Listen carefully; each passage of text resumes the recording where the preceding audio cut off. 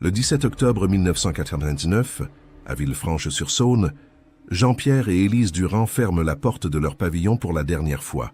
Leur Peugeot 306 bleu disparaît dans la nuit brumeuse d'automne, emportant avec elle 2 vies ordinaires qui ne reviendront jamais.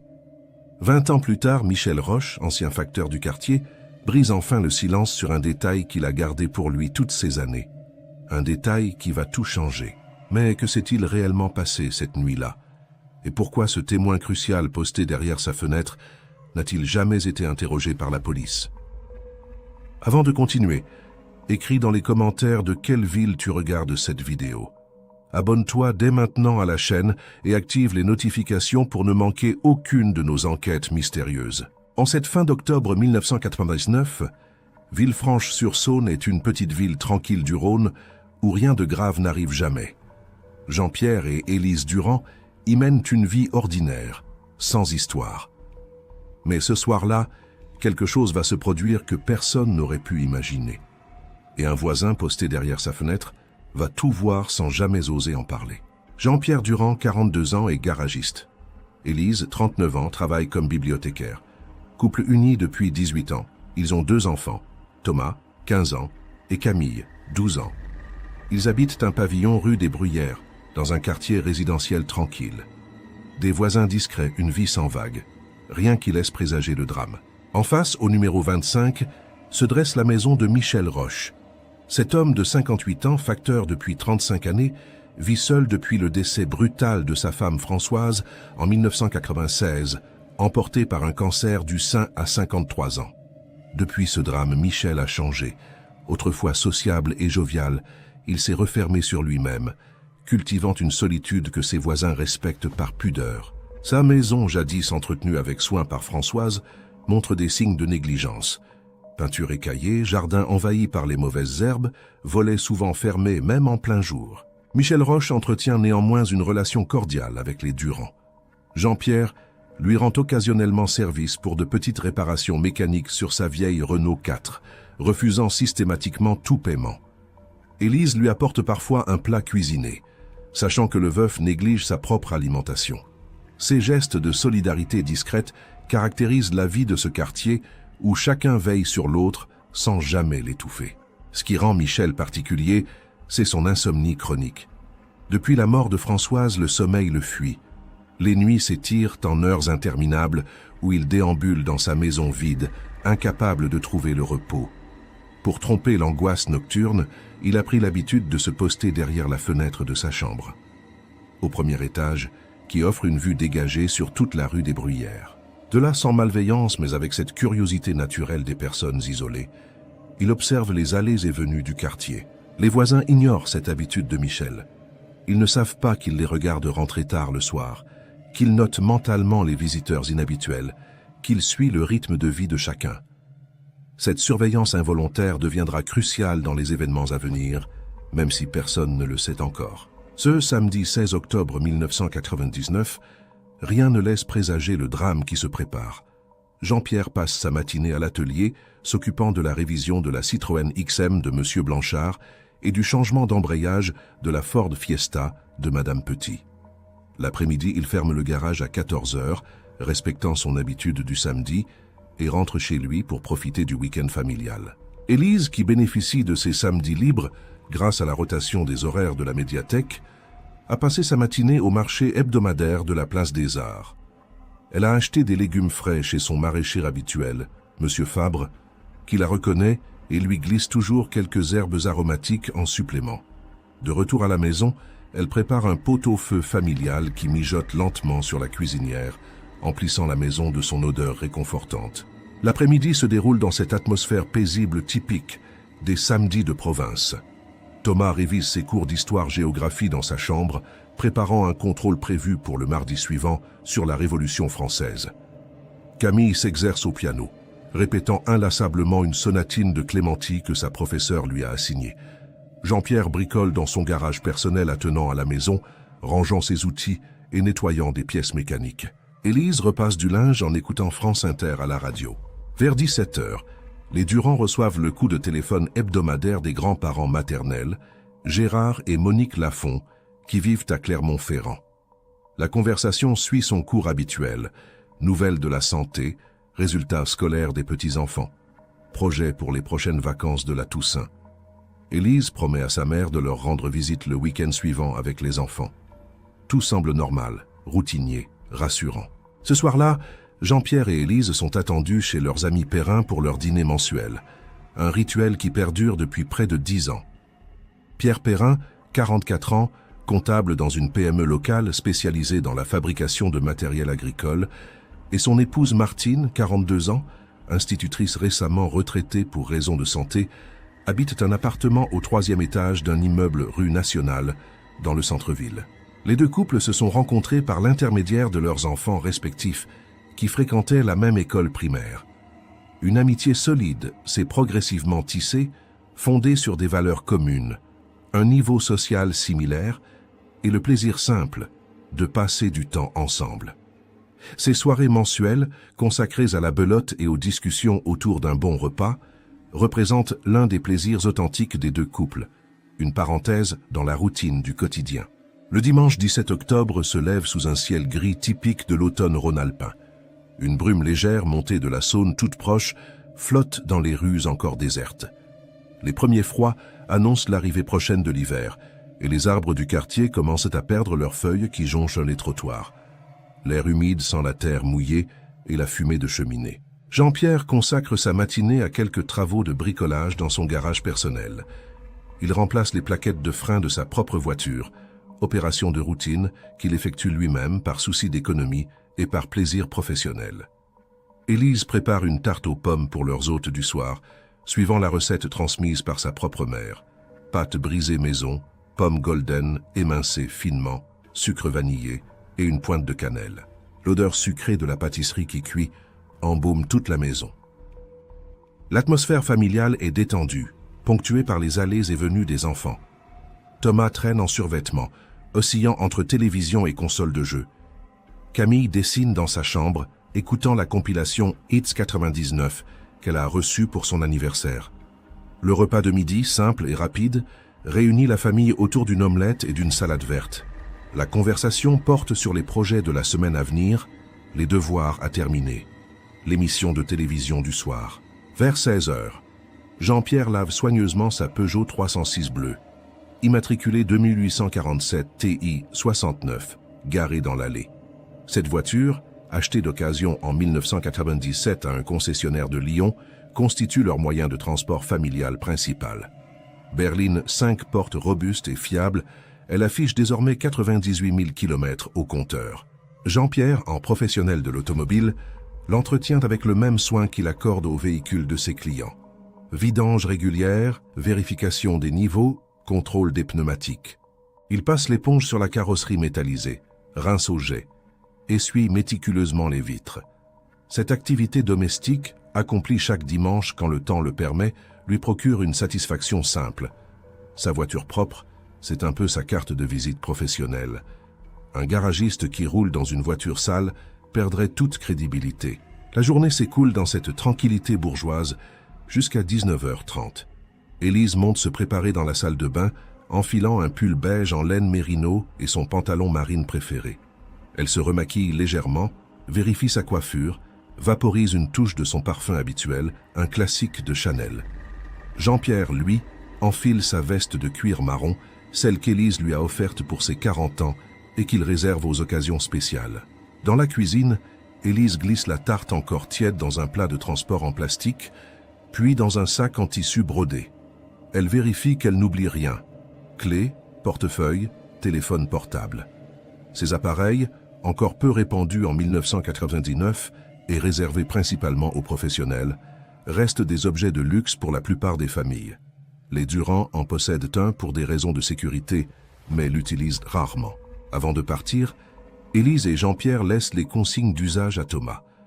Le jeune homme, désormais considéré comme assez responsable pour surveiller sa petite sœur quelques heures, reçoit les instructions habituelles. Pas de bêtises. Au lit, à 22 heures maximum. Téléphone des Perrins sur le frigo en cas d'urgence.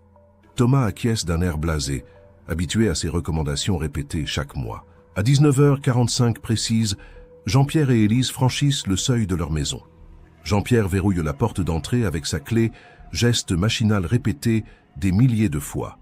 Ils descendent l'allée gravillonnée vers leur Peugeot 306, garé devant le portail. La nuit d'automne est déjà tombée et l'éclairage public projette des halos jaunâtres dans la brume persistante. C'est à ce moment précis que Michel Roche, posté derrière sa fenêtre du premier étage comme chaque soir, observe le couple. Il vient de terminer son dîner solitaire, une soupe en briques et du pain, et a pris place dans son fauteuil habituel face à la fenêtre. De là, il a une vue dégagée sur toute la rue, et notamment sur la maison des Durand, juste en face. Michel voit Jean-Pierre ouvrir la portière côté conducteur. Élise s'installer côté passager, avec le sac contenant la tarte. Les feux de position s'allument, puis les phares. Le moteur démarre avec le ronronnement caractéristique du diesel. Jean-Pierre sort de l'allée en marche arrière, manœuvre avec précaution, puis s'engage dans la rue des Bruyères en direction du centre-ville. Michel suit la voiture du regard jusqu'à ce que les feux arrière disparaissent au bout de la rue. C'est la dernière fois que les Durand seront vus vivants par quelqu'un qui les connaît. Mais ce n'est pas la dernière fois que Michel verra la Peugeot 306 cette nuit-là, un détail crucial que personne ne connaît encore. Chez les Perrin, la table est mise depuis 1 heure. Martine a préparé son bourguignon traditionnel, un plat mijoté qu'elle réussit particulièrement bien et qu'elle sait apprécier de ses invités. Pierre a sorti une bouteille de Morgon, un cru du Beaujolais qu'il réserve aux grandes occasions. Le jeu de cartes est prêt sur la desserte, attendant la partie de belote qui suivra le repas. 20h, 20h15, 20h30. L'attente se prolonge et les Perrin commencent à s'inquiéter. Ce n'est pas dans les habitudes des Durand d'être en retard, encore moins sans prévenir. Martine vérifie que son téléphone fonctionne correctement, par crainte d'avoir raté un appel. Pierre consulte sa montre toutes les 5 minutes, jetant des coups d'œil par la fenêtre donnant sur la rue. 21h. L'inquiétude cède progressivement la place à l'angoisse. Pierre compose le numéro des Durand à plusieurs reprises, mais personne ne décroche. Chez les Durand, le téléphone sonne dans le vide. Thomas et Camille, absorbés par la télévision dans le salon, n'entendent pas les sonneries provenant de la cuisine. 22h. Pierre Perrin prend la décision de se rendre chez ses amis pour s'assurer que tout va bien. Peut-être ont-ils eu un problème de dernière minute, un enfant malade, un contretemps quelconque. Martine, rongée par une angoisse croissante, l'encourage à partir rapidement. Pierre enfile sa veste et descend vers sa voiture garée dans la rue. Le trajet jusqu'au quartier des Bruyères prend une dizaine de minutes. Pierre roule vite, pressentant confusément qu'il se passe quelque chose d'anormal. Arrivé rue des Bruyères, il constate immédiatement que la maison des Durand est plongée dans l'obscurité, à l'exception de la lumière du salon où les enfants regardent la télévision. Aucune voiture dans l'allée. Pierre sort de son véhicule et s'approche du portail. Il actionne la sonnette dont le carillon résonne à l'intérieur de la maison. Quelques secondes plus tard, Thomas ouvre la porte, surpris de voir M. Perrin sur le seuil. « Bonsoir Thomas, tes parents ne sont pas là ?» demande Pierre, bien qu'il connaisse déjà la réponse. Le visage du jeune homme se ferme, l'incompréhension se lisant dans ses yeux. « Mais ils sont chez vous, non ?» Cette phrase simple marque le début officiel de la disparition. Pierre explique que Jean-Pierre et Élise ne sont jamais arrivés chez eux, qu'il les attend depuis plus de 2 heures. Thomas, soudain anxieux, fait entrer Pierre et l'invite à s'asseoir dans le salon. Camille, alertée par les voix, sort de sa chambre et rejoint les 2 hommes. « Il leur est peut-être arrivé quelque chose », murmure la fillette, verbalisant la peur qui commence à envahir tout le monde. Thomas se précipite sur le téléphone et compose le numéro du portable de son père. La sonnerie retentit plusieurs fois, puis bascule sur le répondeur. Message impersonnel, enregistré par Jean-Pierre. « Vous êtes bien sur le portable de Jean-Pierre Durand. Laissez un message après le bip. » Thomas raccroche sans laisser de message, les mains tremblantes. Pierre, tentant de garder son calme pour ne pas affoler les enfants, propose plusieurs explications rassurantes.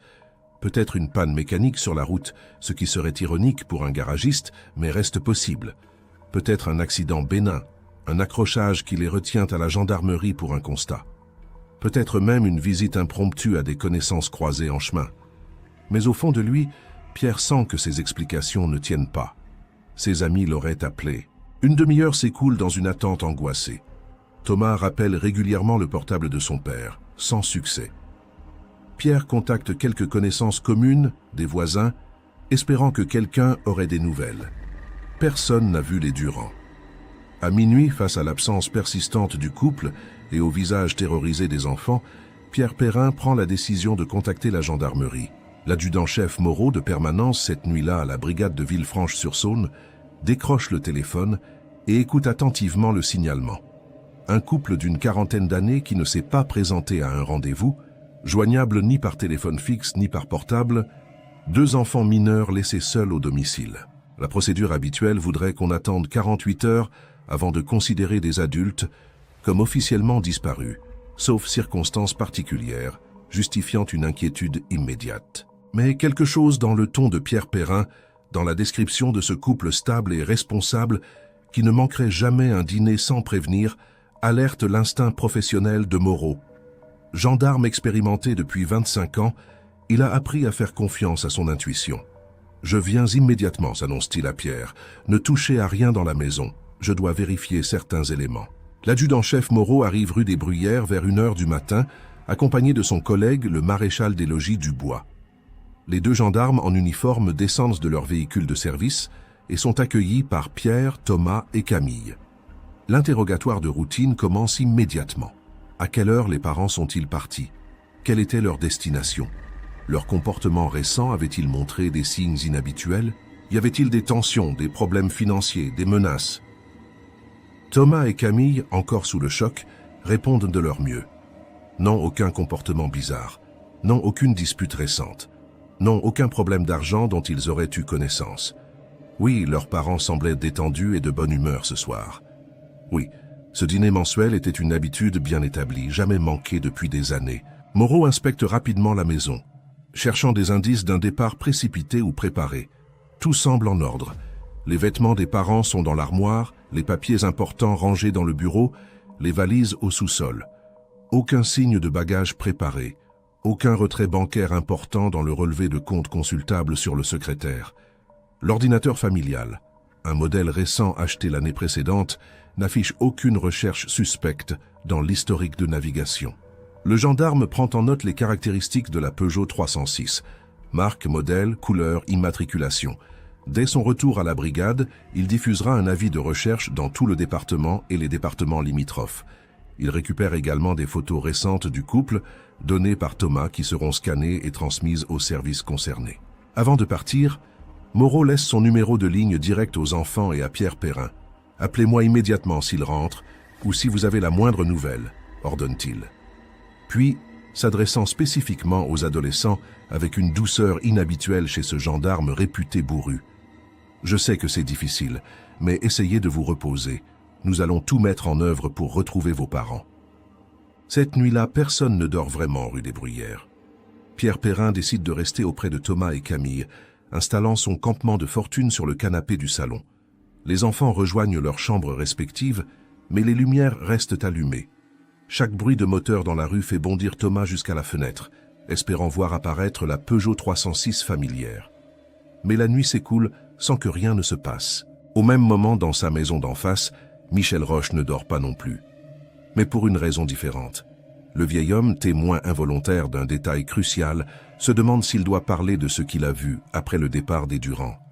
Pourtant, quelque chose le retient, une chose que personne ne découvrira avant très longtemps. Le lundi 18 octobre au matin, l'enquête officielle démarre véritablement. L'adjudant-chef Moreau et son équipe se déploient méthodiquement. Les premières vérifications portent sur les hôpitaux de la région.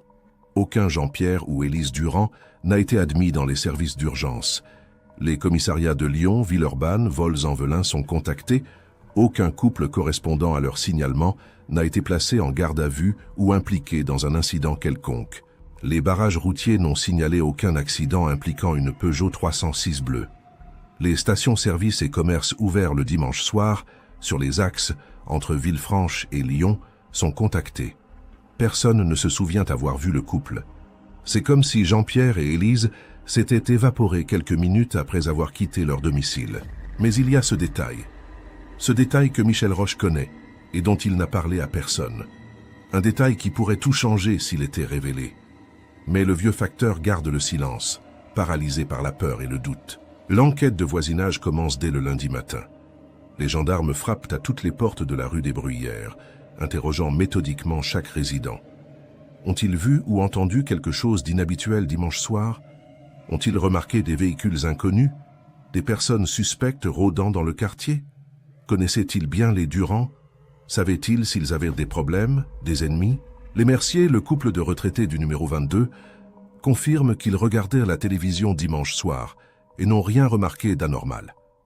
Georgette Mercier se souvient avoir croisé Élise samedi matin au marché et la bibliothécaire lui avait semblé de bonne humeur, évoquant même avec enthousiasme un nouveau roman qu'elle venait de terminer. André Mercier, lui, avait échangé quelques mots avec Jean-Pierre samedi après-midi, alors que celui-ci lavait sa voiture. Conversation banale sur la météo et les performances de l'Olympique lyonnais. Rien d'inquiétant. Les Bonnard, la famille nombreuse du numéro 26, étaient occupés dimanche soir par les devoirs des enfants et les préparatifs de la semaine. Patrick Bonnard, le père, déclare n'avoir rien vu ni entendu. Son épouse Sylvie se souvient vaguement avoir aperçu la Peugeot des Durand partir vers 20h, mais sans y prêter attention particulière. Les enfants Bonnard, interrogés séparément, n'apportent aucune information utile. Puis vient le tour de Michel Roche, au numéro 25, juste en face du domicile des disparus. L'adjudant-chef Moreau sonne à sa porte vers 11h du matin. Michel, qui a passé une nuit blanche à ruminer, ouvre avec appréhension. Le gendarme se présente et explique l'objet de sa visite. Michel confirme qu'il connaissait bien les Durand, des voisins sympathiques et serviables. Oui, il les a vus partir dimanche soir, vers 19h45 environ. Moreau prend des notes. Vous n'avez rien remarqué d'inhabituel? Leur comportement vous a semblé normal? Michel hésite imperceptiblement. Une seconde de flottement que le gendarme, concentré sur son carnet, ne remarque pas.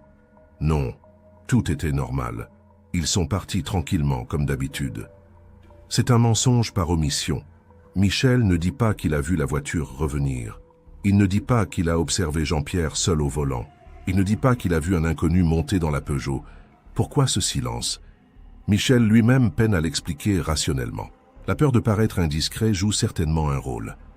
À cette époque, observer ses voisins depuis sa fenêtre pourrait être perçu comme un comportement malsain, celui d'un voyeur ou d'un espion de quartier.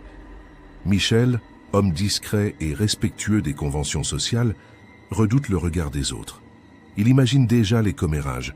Ce vieux Roche qui espionne tout le monde depuis sa fenêtre, ça ne m'étonne pas. Il est devenu bizarre depuis la mort de sa femme. Mais il y a aussi le doute. L'éclairage défaillant de la rue, son grand âge, ses yeux fatigués. Michel n'est pas certain à 100% de ce qu'il a vu. Et si son cerveau lui jouait des tours? Et s'il avait mal interprété des gestes innocents? Jean-Pierre avait peut-être simplement oublié quelque chose chez lui et était revenu le chercher. L'homme au blouson sombre était peut-être un ami qui les accompagnait finalement au dîner. Toutes ces explications rassurantes traversent l'esprit de Michel, le confortant dans sa décision de se taire. Et puis il y a un troisième élément, plus subtil mais tout aussi déterminant. L'adjudant-chef Moreau ne lui pose pas de questions spécifiques sur ce qui s'est passé après le départ des Durand. Il ne demande pas « Les avez-vous revus après leur départ ?» ou « Êtes-vous resté à votre fenêtre après 20h ?» Ces questions précises auraient peut-être libéré la parole de Michel. Mais en l'absence d'interrogation directe, le vieil homme interprète cela comme un signe que son témoignage n'est pas crucial. Si la police ne creuse pas davantage, c'est qu'elle n'a pas besoin de détails supplémentaires, se dit-il. L'adjudant-chef Moreau remercie Michel pour sa coopération et passe au voisin suivant. Dans son esprit, Michel Roche est un témoin comme les autres, qui a simplement vu les disparus partir et n'a rien d'autre à signaler. Il ne peut pas deviner que cet homme effacé détient en réalité la clé du mystère. Cette négligence involontaire aura des conséquences terribles pour l'enquête. Mais ce que personne ne sait encore, c'est qu'il y a une raison administrative à cette lacune. La liste des adresses à visiter, établie par le maréchal des logis Dubois à partir du plan cadastral, comporte une erreur. Le numéro 25 de la rue des Bruyères a été coché comme interrogé, alors que Moreau n'y a passé que quelques minutes, sans approfondir. Dans la précipitation des premières heures d'enquête, cette visite superficielle sera considérée comme suffisante. Michel Roche ne sera jamais réinterrogé de manière approfondie. C'est une faille dans le système, minuscule mais fatale. Les jours suivants voient l'enquête s'intensifier considérablement. Le capitaine de gendarmerie Roussel, chef de la brigade territoriale, décide d'élargir les recherches et de mobiliser des moyens supplémentaires. La disparition d'un couple entier, sans mobile apparent ni antécédent de troubles psychologiques, constitue un cas suffisamment préoccupant pour justifier un déploiement important de forces. Des équipes de gendarmes commencent à ratisser systématiquement les routes départementales entre Villefranche-sur-Saône et Lyon à la recherche de traces de sortie de route ou d'accidents. Les fossés sont inspectés, les zones boisées explorées, les chemins de terre empruntés. L'hypothèse d'un accident mortel avec sortie de chaussée reste plausible. Peut-être la Peugeot 306 a-t-elle dérapé dans un virage, plongé dans un ravin ou un cours d'eau. Les pompiers sont mobilisés pour explorer les points d'eau de la région. Plongeurs et bateaux sondent méthodiquement la Saône, l'Azergue, les étangs et bassins de rétention. Des hélicoptères de la gendarmerie survolent les zones difficiles d'accès, cherchant une épave métallique bleue qui pourrait être la voiture disparue. Les carrières abandonnées de la région, lieux propices aux accidents ou aux actes criminels, font l'objet d'une attention particulière. Mais toutes ces recherches demeurent infructueuses. Pas de Peugeot 306, pas de corps, pas le moindre indice matériel. C'est comme si Jean-Pierre et Élise Durand s'étaient littéralement évaporés après avoir quitté leur domicile. Cette absence totale de traces matérielles déconcerte les enquêteurs. Même dans les disparitions les plus mystérieuses, on trouve généralement quelque chose. Un objet personnel abandonné, un témoin qui a vu la voiture, une trace de carte bancaire. Parallèlement aux recherches sur le terrain, l'enquête administrative se développe.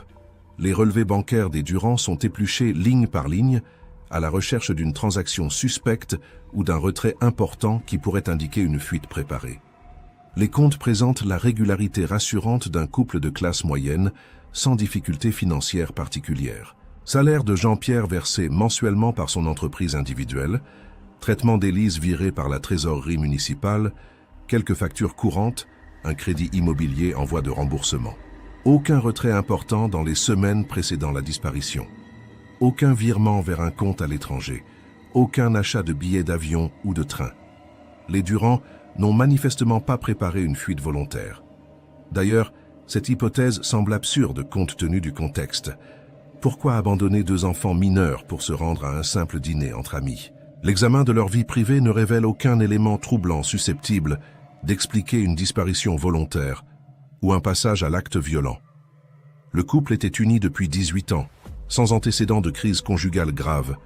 Leurs amis proches, interrogés séparément et longuement, dressent unanimement le portrait d'un ménage équilibré, certes pas parfait, mais exempt de tensions majeures.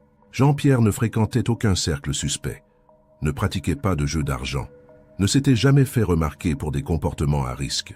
Son casier judiciaire est vierge, si ce n'est une contravention pour stationnement gênant en 1994. Il ne buvait qu'occasionnellement, un verre de vin au repas et quelques bières entre amis, sans jamais tomber dans l'alcoolisme. Ses relevés bancaires ne montrent aucune dépense inhabituelle qui pourrait indiquer une addiction cachée. Élise, de son côté, menait une existence encore plus rangée.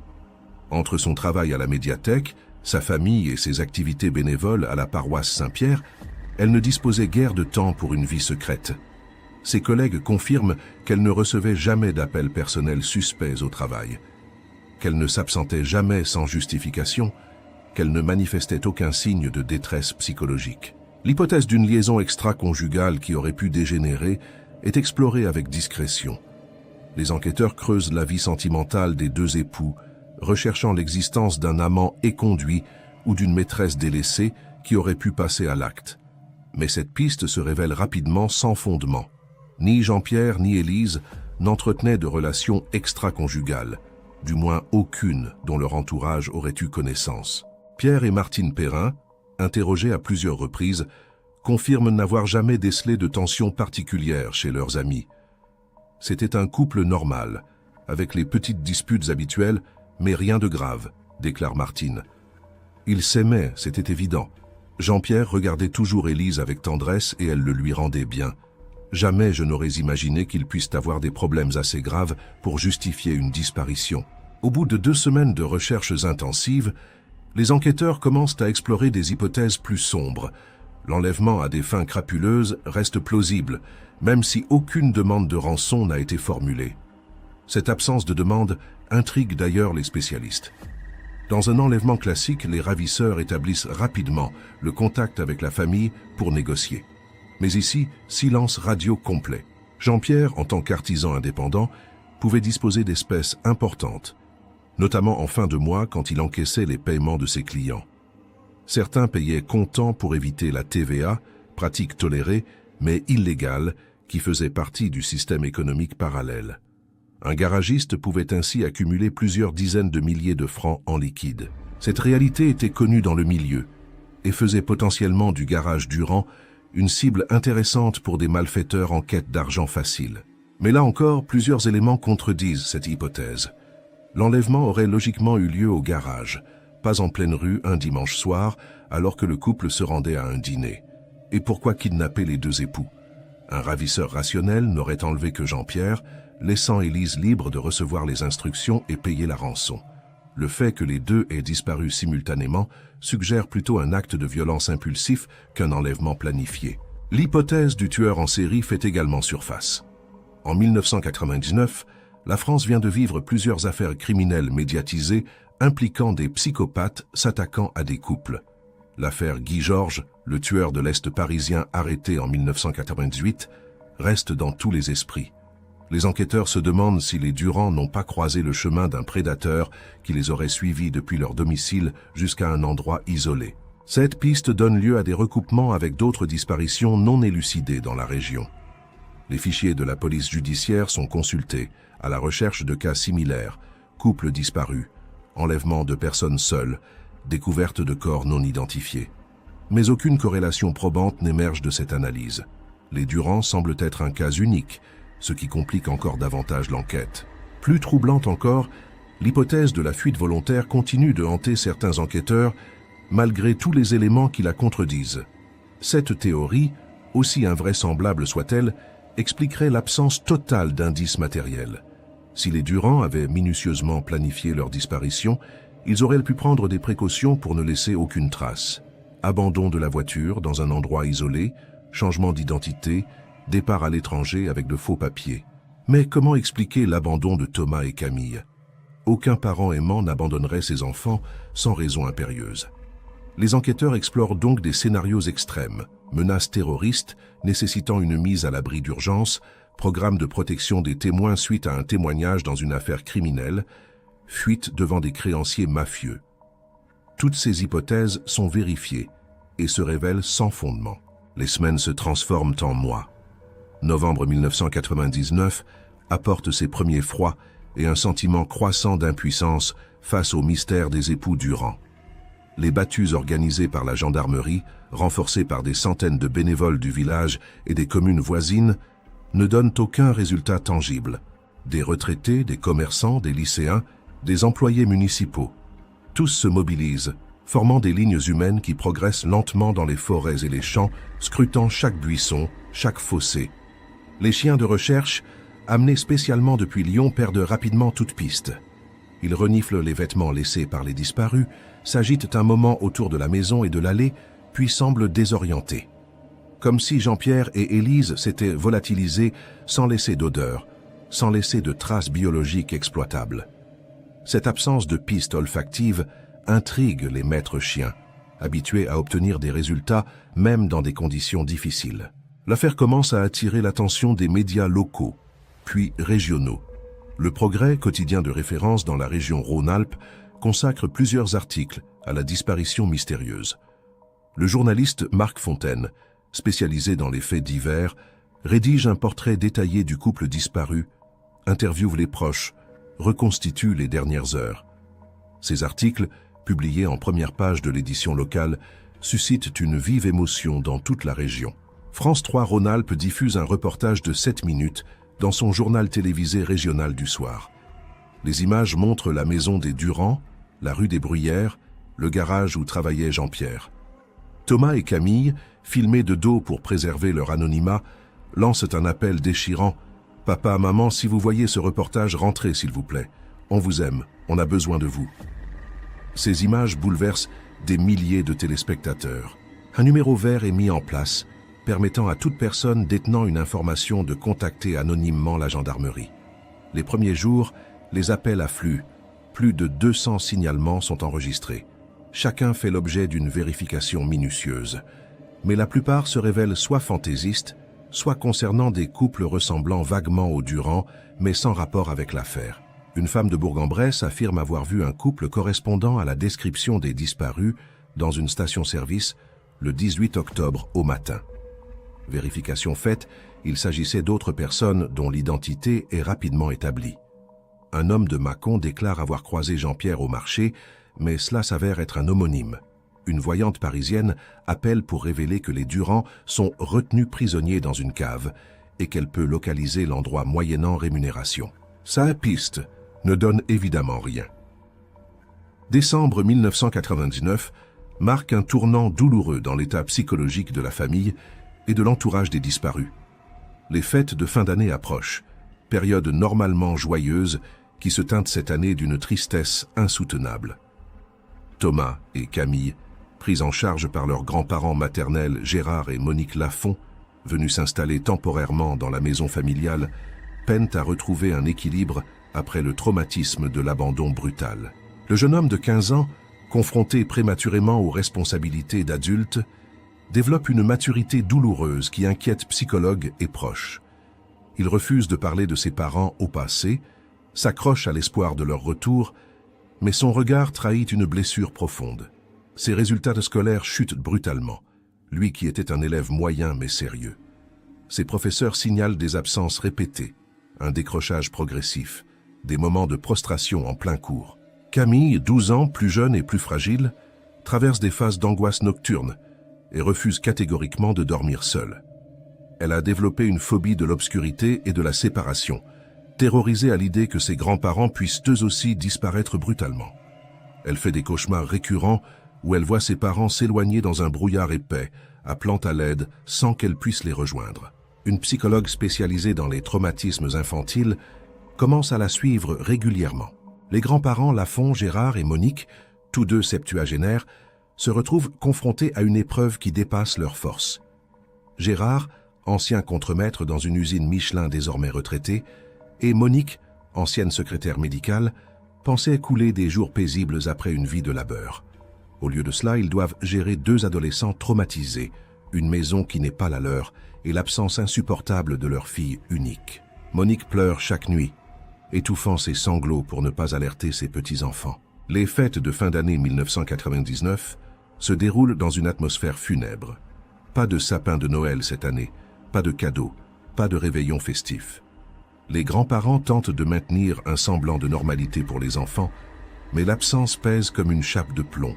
Le passage à l'an 2000, qui devait être célébré mondialement comme un moment historique, n'est marqué chez les Durand-Lafont que par un silence pesant et des larmes retenues. Le bug informatique tant redouté ne se produit pas. Les ordinateurs continuent de fonctionner. Les avions ne tombent pas du ciel.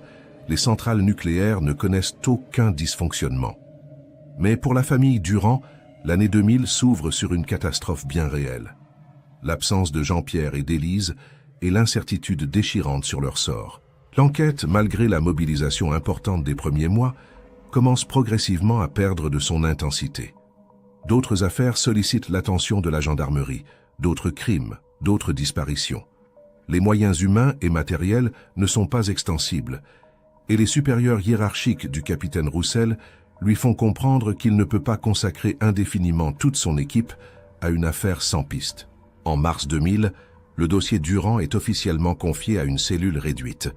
L'adjudant-chef Moreau et le maréchal des logis Dubois, qui continuent leurs investigations, mais sur un rythme moins soutenu. Les recherches sur le terrain sont abandonnées, considérées comme ayant épuisé toutes les possibilités.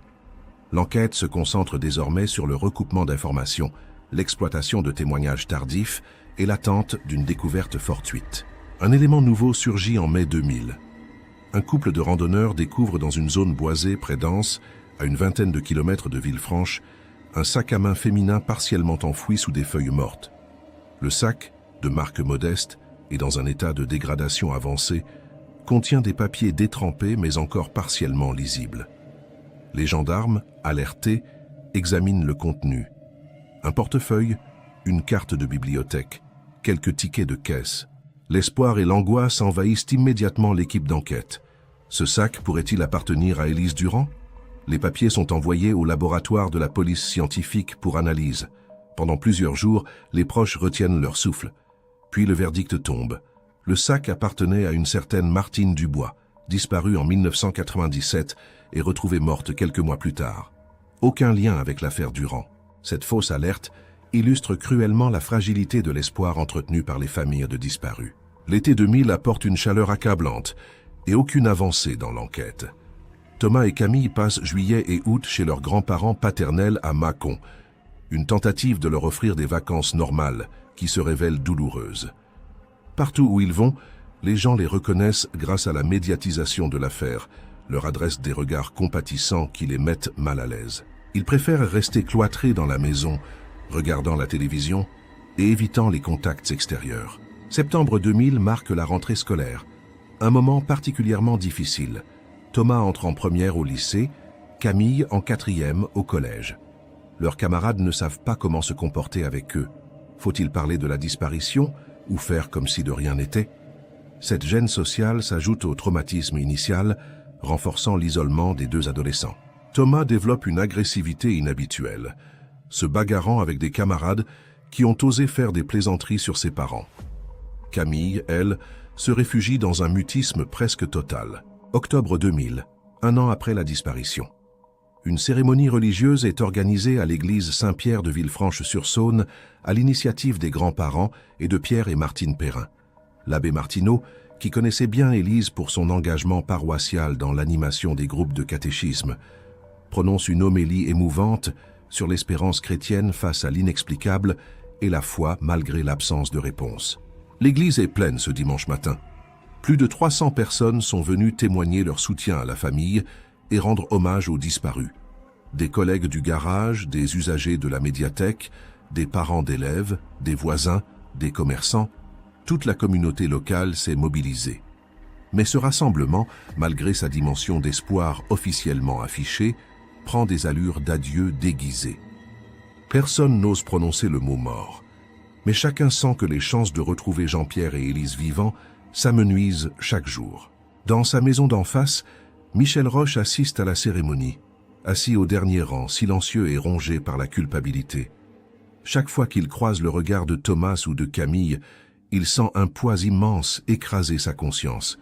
S'il avait parlé un an plus tôt, peut-être que tout aurait été différent. Peut-être que les enquêteurs auraient suivi une autre piste, peut-être que Jean-Pierre et Élise auraient été retrouvés. Mais comment parler maintenant, après un an de silence? Comment expliquer qu'il a attendu si longtemps? Michel se sent piégé dans son propre mensonge, par omission. L'année 2001 commence sans nouvel élément. L'affaire Durand appartient désormais aux archives, ce que les gendarmes appellent pudiquement un dossier en sommeil. Le dossier reste officiellement ouvert, mais aucune recherche active n'est menée. Seuls les signalements spontanés ou les découvertes fortuites pourraient relancer l'enquête. Les proches sont prévenus de cette réalité. Il faut désormais vivre avec l'incertitude, accepter de ne peut-être jamais savoir. Mais la vie, malgré tout, continue.